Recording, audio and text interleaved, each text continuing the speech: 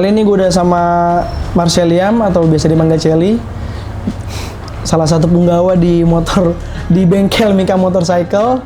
Nah, gue pengen tahu Cel sebenarnya Cel. Gue kan pertama kali kenal sama lu, ngeliat lu banget pertama kali itu di Surya Nation Motorland 2019 di bootnya Fondats, ya kan? Gue lupa lagi. Iya, lama banget itu Kemayoran. Terus kenapa lu tiba-tiba bisa sampai di Mika Motorcycle? Sampai tiba-tiba lu ada di sini nih, wah anjir Mika Motorcycle tempatnya Mas Heri. Sebenarnya kalau misalkan gue tarik ke belakang ceritanya gimana, gue juga lupa sih karena itu tuh berjalan gitu aja kan. Jadi ya kayak yang lo tau sendiri, gue tuh kan perantau ya. Gue tuh dari Balikpapan, terus gue ke Jakarta dan awalnya gue gawe gitu, tapi memang sebelum itu pun gue udah motoran di Balikpapan. Jadi emang gue udah tertarik lah di dunia otomotif itu juga sebenarnya. Sampai akhirnya gue di Jakarta, kalau ditanya kok bisa di Mika itu gimana ya, gue lupa sih sebenarnya. Intinya waktu itu seingat gue ya, gue tuh di acaranya Parjo. Acara 2000. Parjo 2000 berapa gue lupa, balik lagi gue lupa. Acara Parjo itu gue diminta sama anak-anak Parjo buat ikut ridingan mereka gitu lah. Tapi gue bilang kalau di Jakarta gue belum ada motor, gue bilang gitu. Akhirnya yaudah ntar beli aja motor gitu-gitu. Sampai akhirnya singkat cerita gue ketemu aja sama Mika nih. Tapi gue tuh belum ketemu sama Mas Heri. Enggak, gue tuh nggak ketemu Kak Heri malah. Gue tuh ketemu dulu masih adalah anak-anak si Kaki Kuk, tau gak lo? Oh iya, Paman. Ya, Paman. Nah, gue ketemu dia, udah, tapi memang gue nggak fokus ke situ karena gue pikir gue sama Parjo tuh soalnya dari semenjak gue di Balikpapan, gue berapa kali event tuh sama mereka gitu, sama anak Parjo, sama Kaones gitu-gitu, Kaones dan lain-lain. Nah, udah sampai akhirnya gue benar-benar masuk di situ karena apa ya? Gue lupa banget lagi Nyet. Sumpah gue lupa banget. Intinya gini, kan dari segi bisnisnya gue ngelihatnya, ya gue nggak pintar-pintar banget sih, cuman waktu itu gue ngelihat Kak Heri tuh kayak, akhirnya gue singkat cerita gue kenal Kak Heri, gue tahu kalau misalkan bisnis di dalam Mika ini dia tuh nggak fokus ke bisnisnya, tapi dia fokus sebagai buildernya gitu. Jadi cukup berantakan menurut gua kayak di dalam segi bisnis tuh kayak lu tuh nggak mikirin itu, yang penting lu berkarya aja. Sampai akhirnya gua memutuskan untuk sama Kak Heri, yuk kita join bareng gitu buat ngejalanin ini supaya lebih baik lagi, gua bilang kayak gitu, dari segi bisnisnya ataupun ya karyanya gua percaya lah kayak gitu. Berarti kalau misalkan diambil nih, Mas Heri adalah sebagai builder di Mika Motorcycle, terus lu adalah orang administrasi yang untuk pengurusan pembayaran dan sebagainya, belanja atau apa gitu dan sebagainya.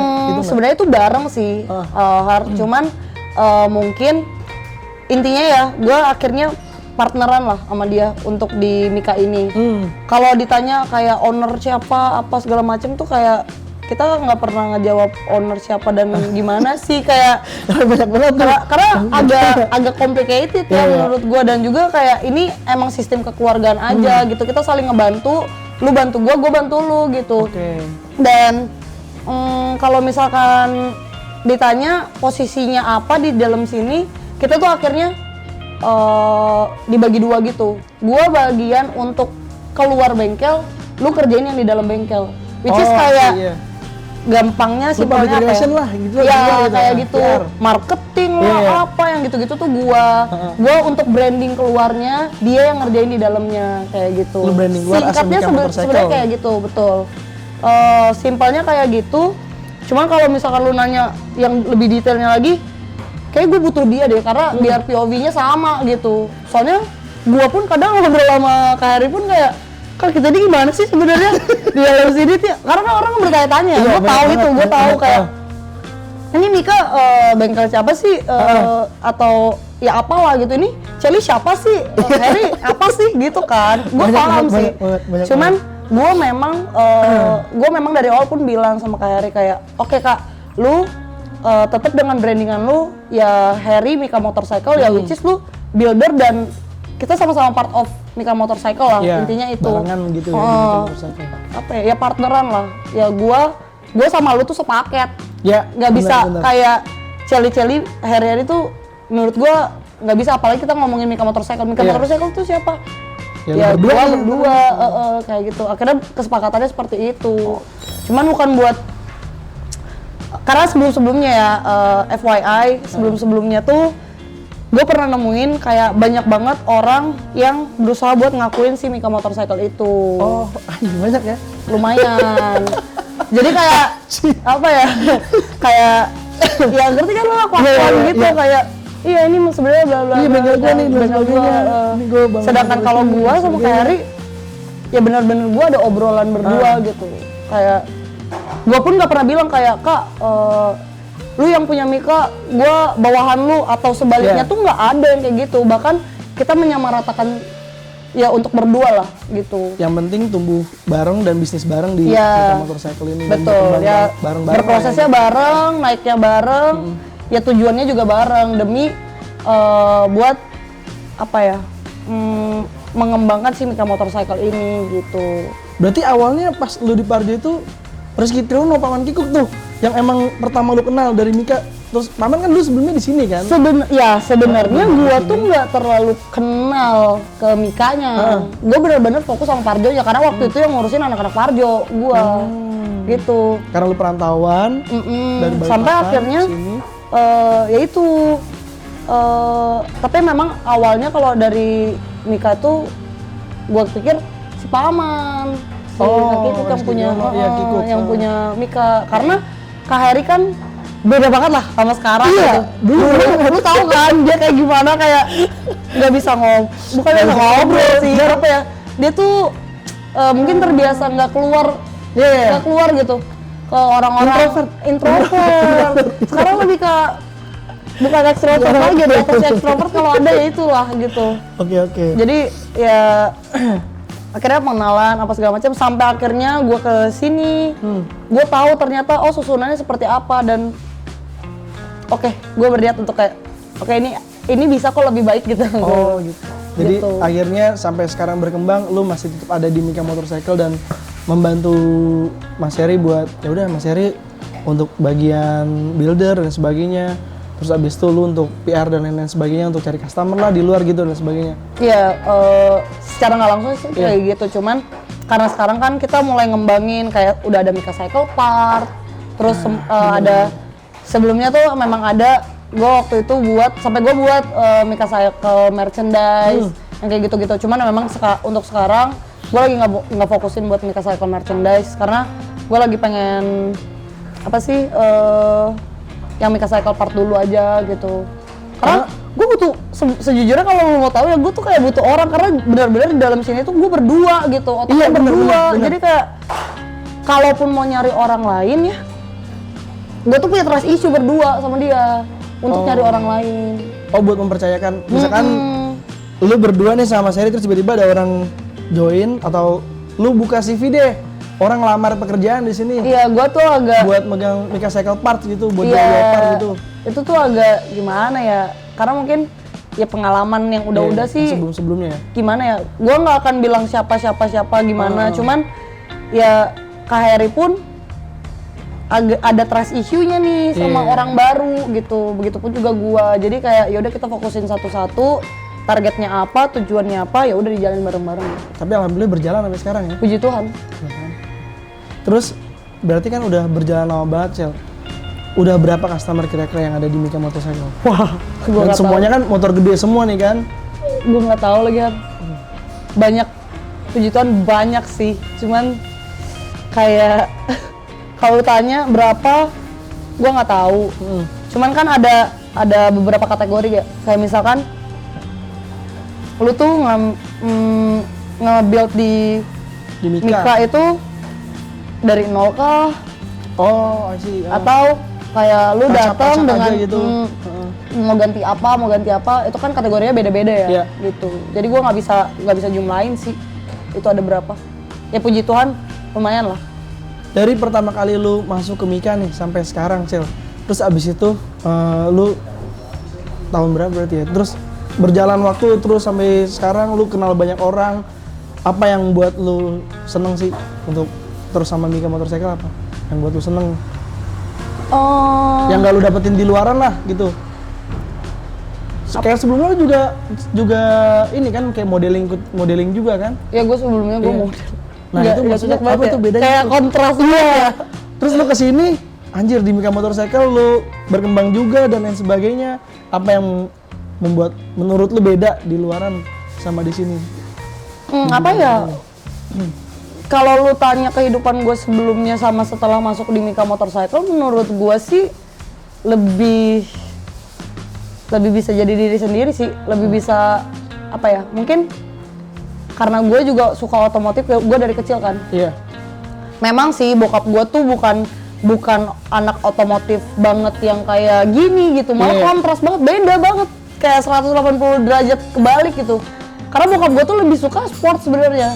Oh suka motorsport gitu? Motorsport, Dan dan- lu sukanya tiba-tiba ke arah yang berbeda gitu? Iya, gue arahnya beda gitu kan. Itu kalau misalkan motor, kalaupun mobil, bokap gue tuh sukanya tuh kayak misalkan dia Jepangan kayak Starlet, yang gitu-gitu. Terus dia juga suka apa ya?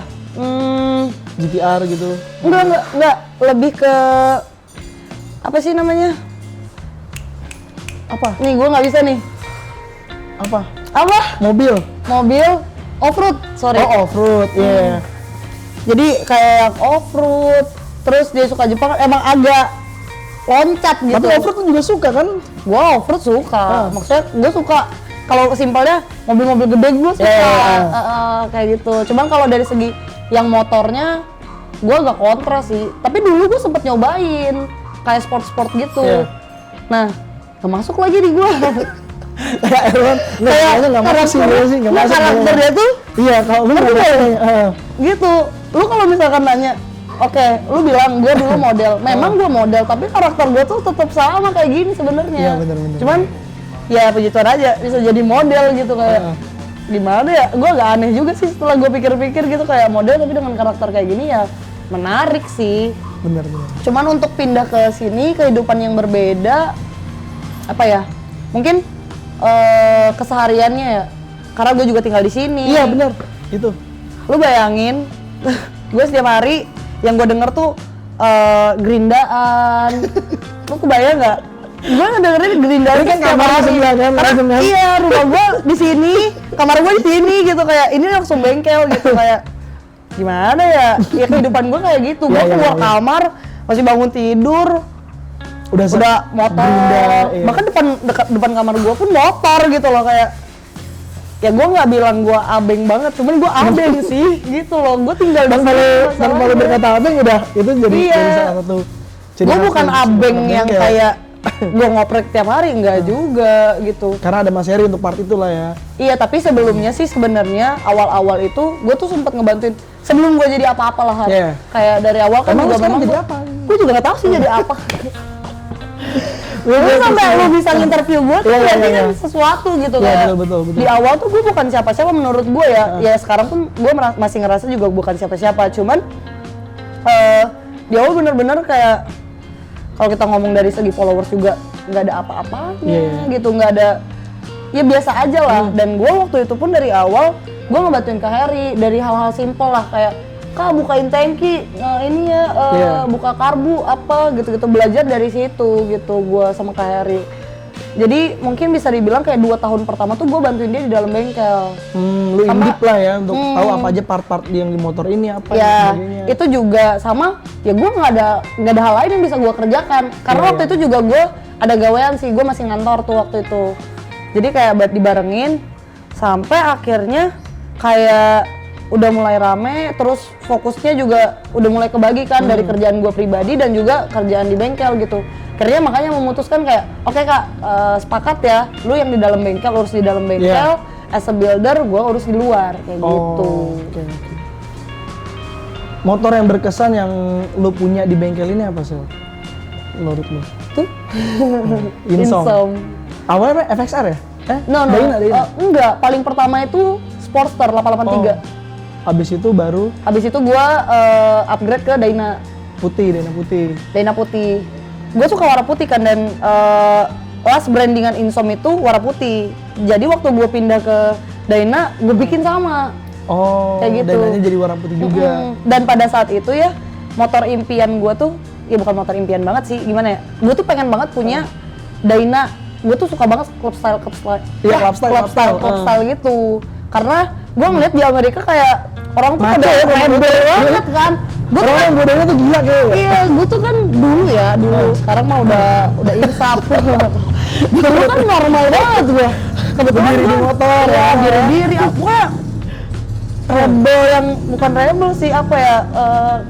Nggak ngotak lah di atas Iya. motor tuh kayak tidak menginfluence banget gitu. Itu karena gue ngelihatnya di Amerika tuh keren banget, pakai Iya, bener. pakai Dyna, dia pakai nge-wheelie, pakai apa nge-burn out gitu tuh keren banget menurut gue. Makanya gue tuh pengen Anak-anak banget muda Dyna. banget ya, ciri khas Iya, anak muda. pokoknya keren gitu menurut gue. Terus apa ya? Abis itu gue jual, gue balik lagi ke Sportster kan 1.200 sekarang karena gue udah ngerasain tuh. Dyna. Udah lagi cukup lagi gitu ternyata. Nah, kalau misalkan motor impian ya sebenarnya masih ada lagi. Cuman kenapa gue pilih Dyna? Jadi FYI, gue itu jompo ya teman-teman. Gue tuh memang gue memang di bengkel motor custom, chopper, bobber gitu-gitu ya, Mika gitu, Mika motorcycle. Tapi gue tuh punya penyakit saraf. Jadi ya gue punya penyakit saraf intinya gitulah di tulang belakang gue gitu. Makanya gue itu nggak bisa buat jalan jauh pakai chopper. Oh, karena Dan rigid kan pertama. Iya, itu. karena rigid dan itu tuh bahaya juga sih Iya, buat itu gue. Dan kalau ada tulang belakang bahaya. ya sebenarnya sih dengan gue masih main motor aja itu tuh gue nggak boleh. Since 2019 gue tuh nggak boleh karena gue ada penyakit itu. Tapi kan gue bodo amat. Iya, lu tuh orang yang bodo amat banget. Cuman kan? ya makanya kenapa gue tetap bertahan di dunia motor. Tapi ya gue akuin memang gue nggak bisa chopper-chopperan kayak yang jauh gitu tuh. Gue nggak bisa, maksudnya gue juga nggak bisa maksain lah iya, ya. gue juga nggak akan gitu. memaksakan badan gue gitu. Tetap bisa, ya paling tetap ada shock breakernya. Iya. Makanya Softail kenapa gue gitu ya softail. Terus kayak impian gue sekarang kayak FXR gitu. Wah, itu sih lebih di atas Dyna sebenarnya sih. Iya, maksudnya kan lu kan bertahap. Menurut gue ya, bener. lu jangan lu langsung ke FXR gitu atau langsung super paling tinggi. atas lu gitu, impian teratas lu tuh karena lu nggak bisa ngerasain prosesnya Iya. seperti apa gitu. Step-stepnya ya. Iya, gue pun ngakuin walaupun gue suka otomotif dari kecil, tapi ya gue masuk berkecimpung di dunia otomotif langsung ya. Ya tuh gue masih bisa bilang baru gitu. 6 tahun aja gue bisa bilang Iya. baru karena ya Kak Heri atau orang lain aja tuh di Puluhan sini lah ya. Iya, banyak lama banget kan, sekali. itu tuh udah pada Wah, suhu-suhu lama banget sekali, lama gitu. sekali. Ya gue siapa? Gue ngerasa kayak gitu. Nah terus kayak misalkan lu sekarang contoh kayak PR-nya Mika Motorcycle di luaran. Tadi lu bilang lu sebelumnya bukan siapa-siapa, nggak terkenal. Sekarang sampai di titik seperti ini, Cel. Lu ada apa ya? Kayak ada tantangan nggak sih yang buat lu kalau wah cewek motor nih begini dan lain sebagainya, terus ada omongan-omongan buruk di luaran gitu pas lu sedang berproses ke proses seperti sekarang gitu. Ada nggak apa yang sulit menurut lu yang lu hadapin ketika lu mau sampai di proses ini? Oh, prosesnya ya berarti. Iya. Kayak ya lu kuat-kuat mental aja sih menurut gua. Kayak apa ya? Kan kita nggak bisa ngontrol ya omongan orang. Iya, Dan apalagi kadang lu pun terkenalnya di dunia maya kan? Iya. apa ya di sosial media Iya, gitu sosial kan. media dan sebagainya itu. Ya maksudnya gue pun bilang ya dari awal tuh gue tuh nggak pernah pengen masuk di dunia entertain kan akhirnya. Mengentertain karena ini balik lagi ke sosial media gitu. Gue tuh nggak pernah ada cita-cita buat itu sebenarnya karena menurut gue ketika lo masuk di situ lo tuh privasinya agak kurang bisa bener. dijaga gitu. Bukan dijaga sih apa ya, kurang lah ruang buat privasi lo tuh mungkin masih ada cuman tetap kurang karena lo udah ada di sosial media. Kayak lo tertuntut untuk konten ini, begini, begitu gitu. Nggak bisa semata-mata lu bebas ngelakuin hal apapun yang lu suka gitu. Iya. Karena lu tahu Ada sendiri batasan-batasannya. netizen bro, Bener, ya kan, bener. netizen Indo apalagi sekarang gitu.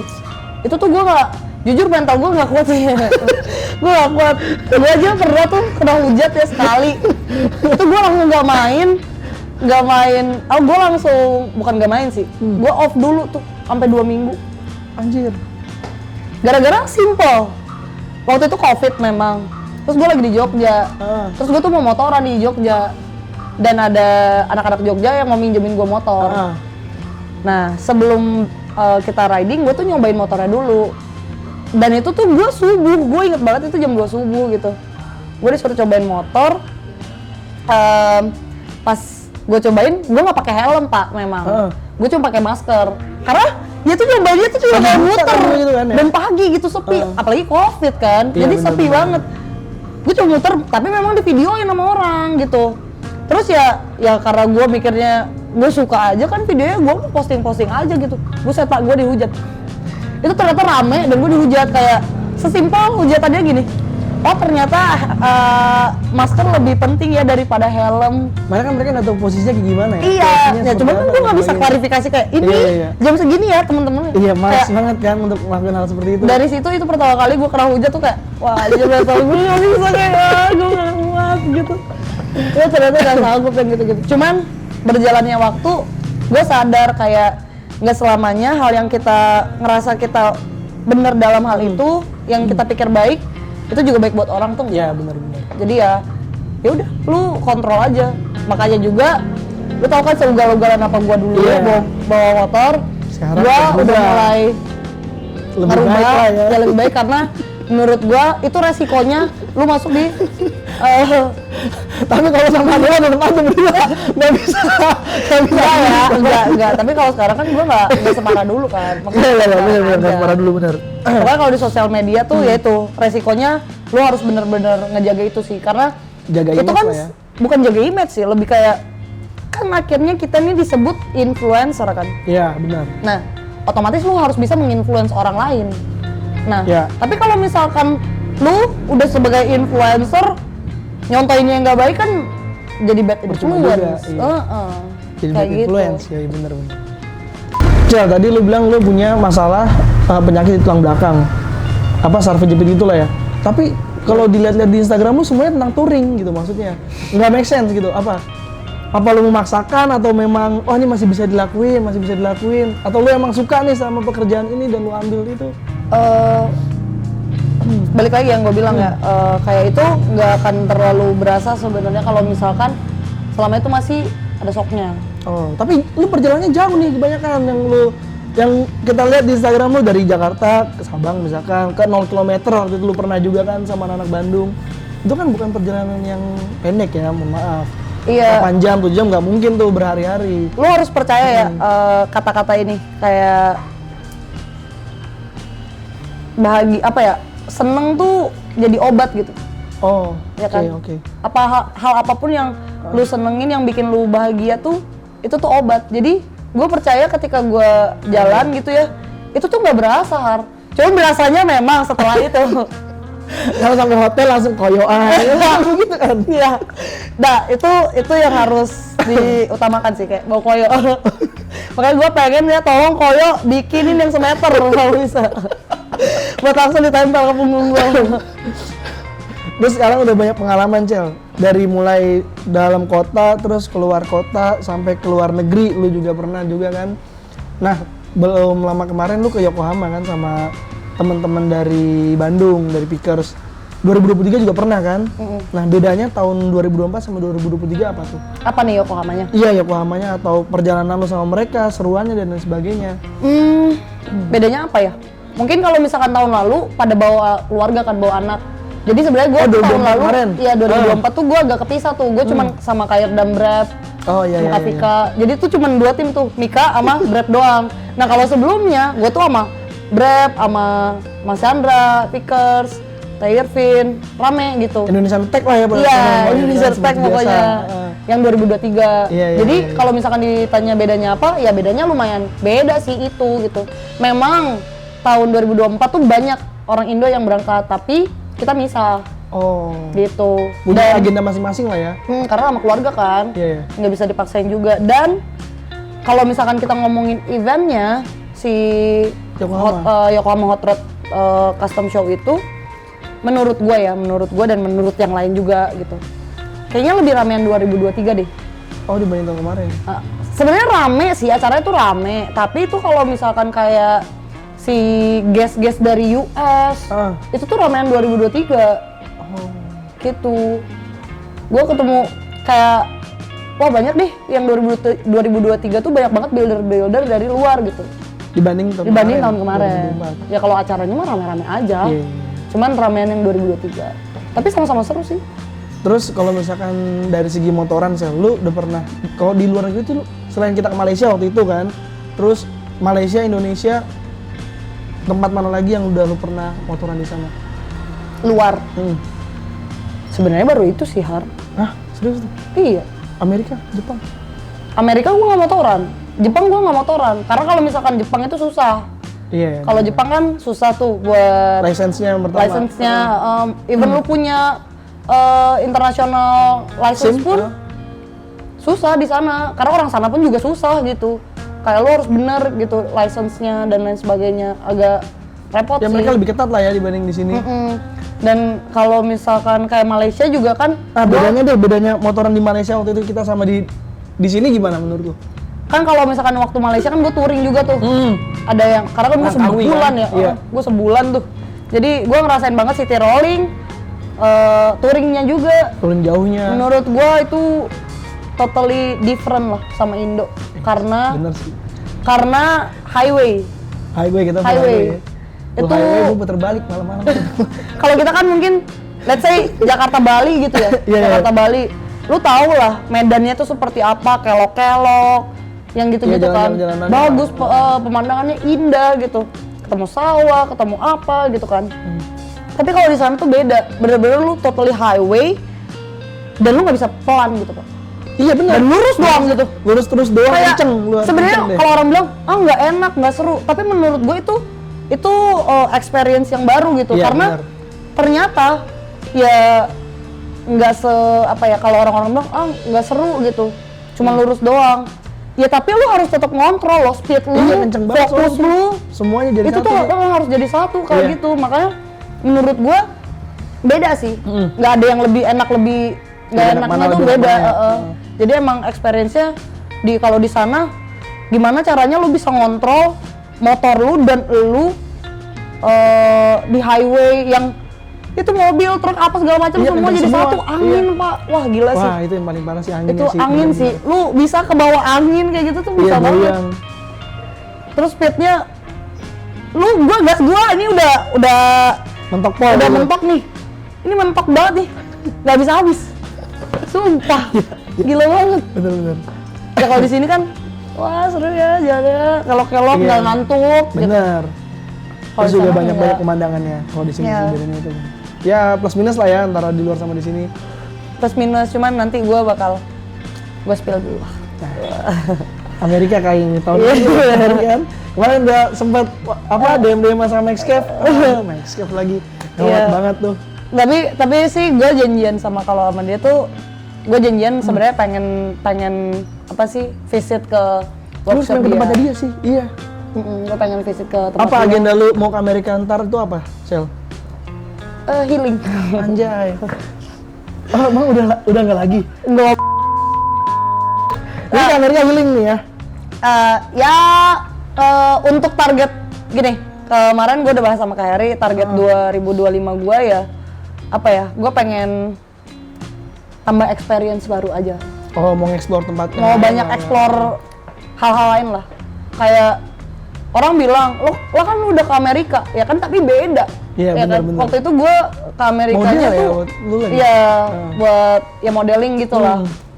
Dan emang kerjaan gitu. Sedangkan sekarang, dan itu East Coast kan, New York gitu-gitu. Nah ini kan gue pengen ke LA, pengen ke San Francisco, pengen ke Oakland, si tempatnya Max Cave. Pengen jalan-jalan di West Coast, pengen tahu lah scene motornya tuh di sana yang orang-orang dambakan gitu, gimana sih gitu. At least ngerasain motoran di sana tuh gimana gitu. Kalau balap motornya bentar balik di sana. Ke tempatnya Cycle Zombie lah coba.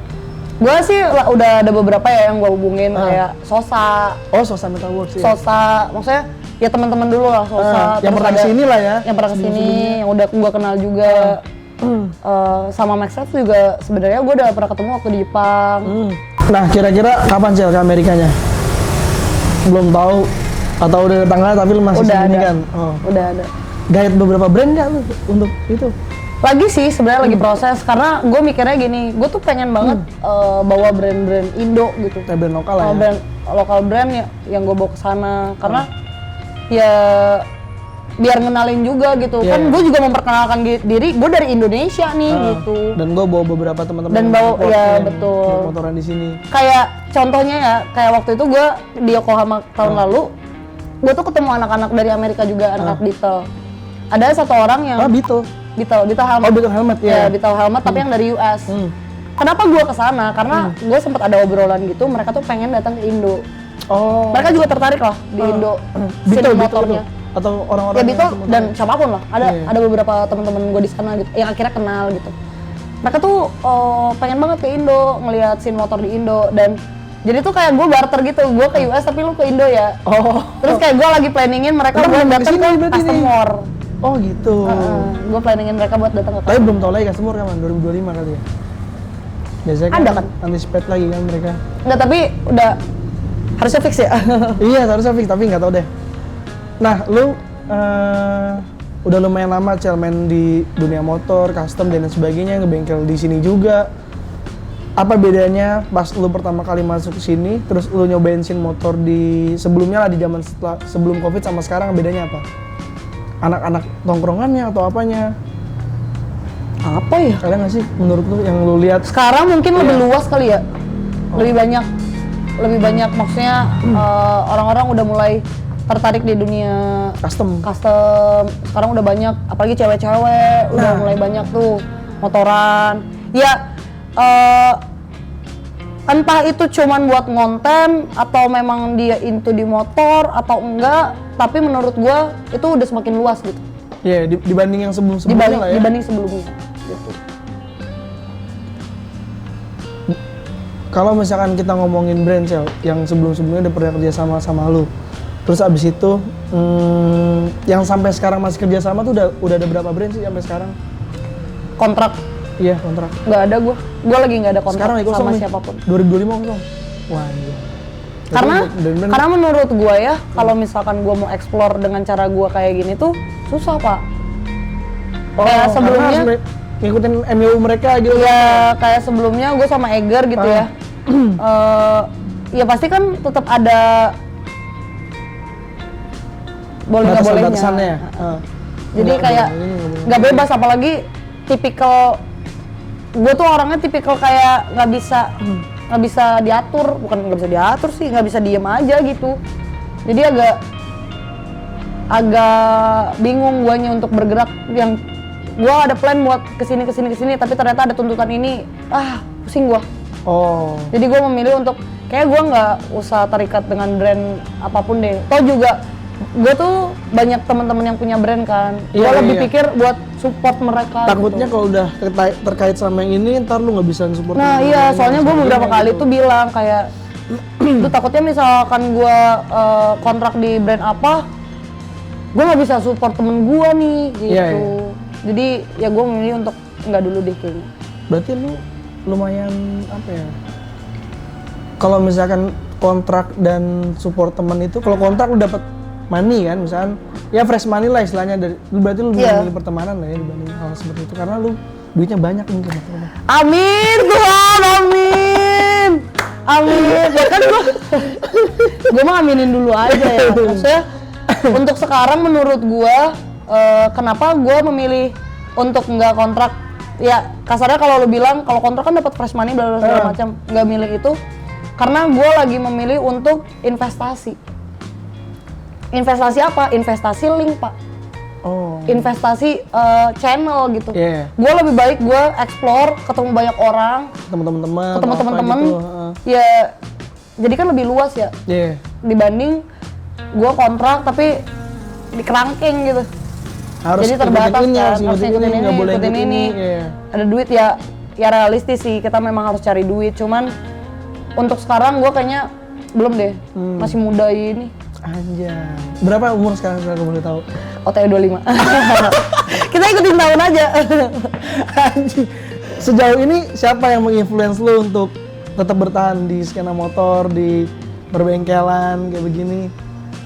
Ada nggak orang yang, wah ini menginfluence gue banget nih, gue harus jadi seperti dia atau siapa? Dari awal ada. Kak Heri. Oh, anjay. Dari pas pertama lu kenal dia langsung lu ngelihat dia sampai sekarang gitu masih tetap bertahan? Kalau misalkan sebelum gue ketemu Kak Heri ya gue nggak tahu dia siapa lah. Iya. Jujur gue nggak punya sosok gitu. Siapa ya di dunia motor apa segala macam. Gue cuma menjalani hobi gue aja sebelumnya. Iya. Kayak gue suka gue seneng. Ya. Tapi gue nggak yang kayak, oh gue harus jadi ini bla bla bla segala macam. Enggak sih. Tapi waktu dulu sih gue sering, gue nggak ada satu sosok siapa, cuman gue memang suka ngelihat ya itu yang gue bilang tadi yang orang-orang Amerika yang yang rebel gitu tuh gue suka sebelum itu. Tapi ketika gue udah ketemu Kak Heri, gue udah kenal sama dia, gue udah mulai terjun lebih spesifiknya di dunia otomotif yang customer-customan gitu ya. Ya dia sih yang menginfluence gue. Karena gue tahu perjalanan dia seperti apa, karakter dia seperti apa, kehidupan dia seperti apa. Sampai Mika sebesar ini. Iya, keluarga dia seperti apa. Gue tuh tahu banget lagi. Dan dia yang bikin gue jadi ngebuka pandangan gue kayak, oke, ternyata tidak sesusah itu tergantung kita mau atau enggak. Ya kita saling lah berdua juga kayak gue ngingetin dia ngingetin gue. Dan ya lu nggak bisa pungkirin kalau ada di dunia ini namanya motorcycle drama yang gitu-gitunya. Iya, banyak banget. Jadi ya gue sih sebenarnya nggak peduli ya sama motorcycle drama dan lain sebagainya. Menurut gue semua orang pasti ada masanya. Iya, benar. Fase-fase ngelewatin motorcycle drama itu di kehidupannya pribadi ya itu pasti ada menurut gue. Benar. Ada Cuman banget. ya itu kan bagian dari proses ya. Tergantung kitanya ngadepnya gimana ya. Betul. Ya gue selalu bilang sama Kak Heri, Kak, kalau misalkan ada yang berusaha musik itu berarti kita udah makin gede nih. Gue pedenya gitu aja udah. Bener sih, bener. Gue nggak mau jadinya kayak iya ini jadi masalah gitu. Panjang. Gue capek ribet, gitu. Kayak gue kan di sini niat gue baik gitu. Atau juga selama kita nggak berusaha untuk ngejatuhin orang lain dan merugikan orang lain sih fine sih menurut gue. Iya benar. Gitu. Lu ada nggak terakhir nih pesan-kesan kayak misalkan banyak banget nih anak-anak muda sekarang, terus juga perempuan-perempuan juga main motor custom gitu, terus abis itu sedikit taruh di kamera bentar, terus abis itu mereka namanya naik FYP dan lain sebagainya. Ada nggak sih lu pesan-pesan buat mereka itu kayak mainnya konsisten lah gitu, jangan cuma depan kamera dan lain sebagainya. Kalau motoran tiba-tiba antar motornya mati sedikit di jalan, terus abis itu dia main motor lagi. Gimana ya? Agak menjebak sih ini sebenarnya. Tai lu. Tai lu aja. Mana ya? Sebenarnya gue gak ada masalah dengan itu sih sebenarnya kayak tergantung pribadi orang-orang. Sebenarnya menurut gue gini, pada akhirnya kan gue bilang tadi, orang akan memilih jalur perotomotifan ini buat dapetin duit, Pak. Ya benar. Iya kan? Benar. Ini akhirnya jadi lahan pekerjaan gitu. Lahan baru gitu. Ya perkontenan tapi di dunia otomotif gitu loh. Iya. Ya selebihnya kalau menurut gue itu balik lagi ke perspektif orang-orang ya. Mungkin kalau lu tanya ke orang-orang yang udah gede di dunia motor, penilaiannya akan beda gitu. Kalau mungkin ada yang bilang poser dan lain sebagainya. Kalau gue sih jujur ya, gue tuh nggak ada komentar sih dengan itu karena menurut gue itu fine. Itu fine banget. Menurut gue kayak dengan lu mau cari eksistensi di situ dan lu mau cari duit di situ ya nggak apa-apa. Tapi balik lagi, jangan sampai lu merugikan orang lain. Iya itu paling penting menurut gue. Jadi kayak kalau lu cuma mau motoran, ngonten, terus udah. Ya kadang gue juga gitu, Pak. Lu bikin kerjaan gue ngapain? Iya sama aja. Ya gue kan ngonten juga. Motoran. Iya. Cuma memang kegiatan gue. Orang lah ya. Iya kalau sekarang kegiatan gue memang gue touring kan. Gue suka touring gitu loh. Iya itu dia. Tapi balik lagi buat kalau orang-orang lain ya.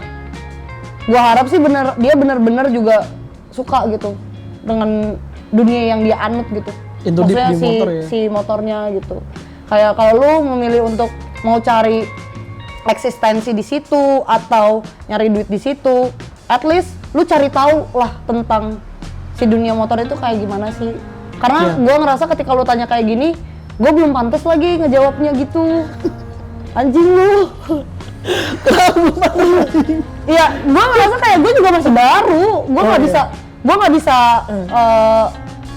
ngomong apa-apa. Gue nggak bisa berkomentar apa-apa. Bukan satu, gue menghindari motorcycle drama ya.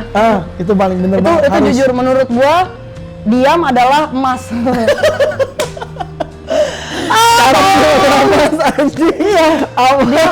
Diam adalah emas menurut gue. Jadi kayak lebih baik gue tidak berkomentar daripada gue menimbulkan satu masalah yang ya karena kan perspektif orang netizen gitu banyak di luar sana.